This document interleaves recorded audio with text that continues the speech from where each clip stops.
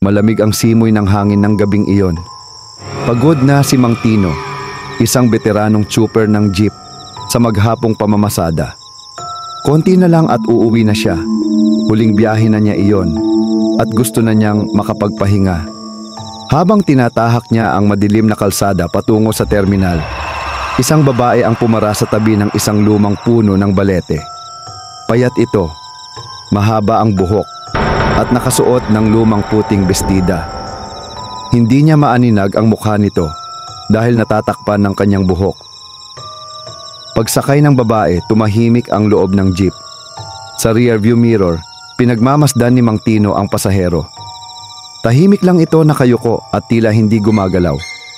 Nang makarating na siya sa terminal, napansin niyang wala na ang babae. Walang tunog ng pagbukas ng pinto. Walang anumang kilos na nagpapahiwatig na bumaba ito. Kinilabutan siya. Agad niyang nilingon ang upuan at doon niya nakita isang lumang panyo na may bahid ng tuyong dugo. Kinabukasan, ikinuwento niya ito sa kapwa niya trooper. Isa sa kanila ang nagsabing may kwento na silang narinig tungkol sa isang dalagang nasawi sa aksidente sa parehong kalsadang iyon. Maraming taon na ang nakalipas. Simula noon, tuwing gabi, may isang babaeng sumasakay pero hindi kailanman nakakarating sa destinasyon. Mula noon, tuwing dadaan si Mang Tino sa lugar na yon, hindi na siya tumatanggap ng pasahero kapag malapit ng maghating gabi.